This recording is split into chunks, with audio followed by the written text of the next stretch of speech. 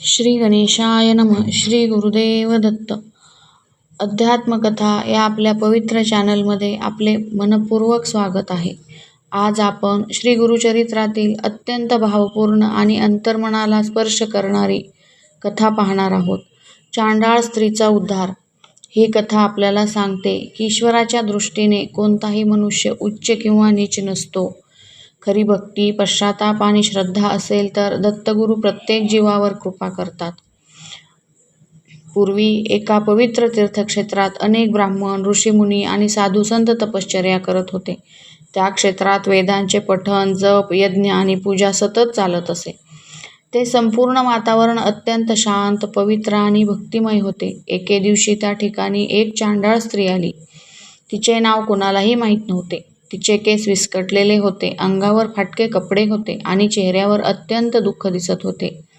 तिच्या डोळ्यात अश्रू होते. ती समाजाने तिरस्कृत होती. लोक तिला अपवित्र मानून तिच्यापासून दूर राहत होते. ती स्त्री नदीकाठी बसली आणि रडू लागली. ती आकाशाकडे पाहून म्हणू लागली, हे प्रभो, मी कोणते पाप केले आहे? माझ्या नशिबात इतके दुःख का आले? सर्व लोक माझा तिरस्कार का करतात? ती अत्यंत वेदनेत होती. तरीही तिच्या ओठांवर भगवंताचे नाव होते.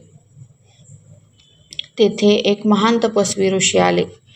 त्यांच्या चेहऱ्यावर तेज होते आणि डोळ्यात करुणा होती. त्या ऋषींनी त्या स्त्रीचे दुःख पाहिले.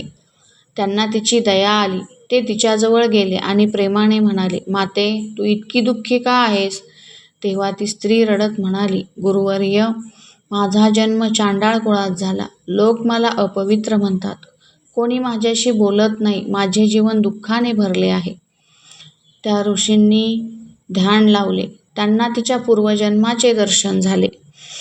ते म्हणाले, हे स्त्री, पूर्वजन्मी तू एका प्रतिष्ठित ब्राह्मण कुटुंबात जन्माला आली होतीस. तू सुंदर, विद्वान आणि श्रीमंत होतीस. परंतु तुला त्या गोष्टींचा अहंकार झाला.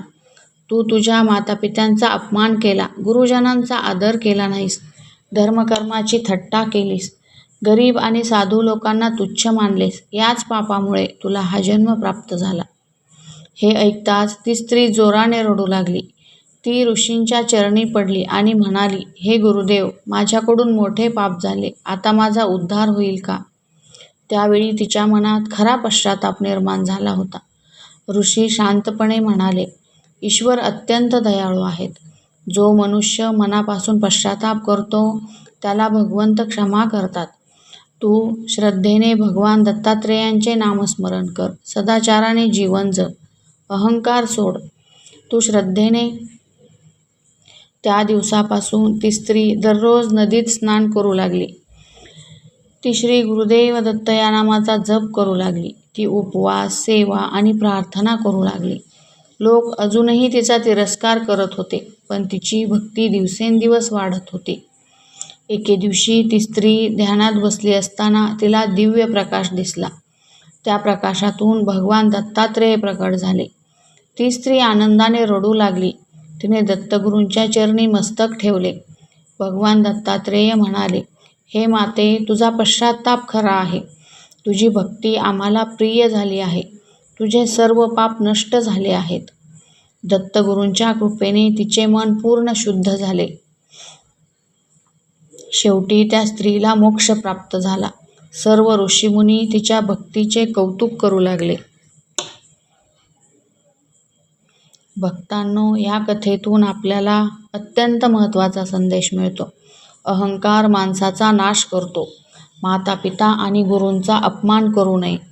कोणालाही तुच्छ समजू नये. खरी भक्ती मनुष्याला पवित्र बनवते. दत्तगुरू सर्व जीवांवर समान कृपा करतात.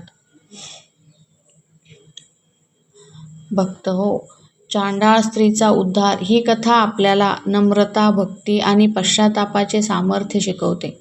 दत्तगुरूंची कृपा आपल्या सर्वांवर सदैव राहो, हीच प्रार्थना. जर तुम्हाला ही कथा आवडली असेल तर व्हिडिओला लाईक करा, शेअर करा आणि चॅनलला सबस्क्राईब नक्की करा. पुन्हा भेटूया श्री गुरुचरित्राच्या पुढील दिव्य अध्यायासोबत. श्री गुरुदेव दत्त.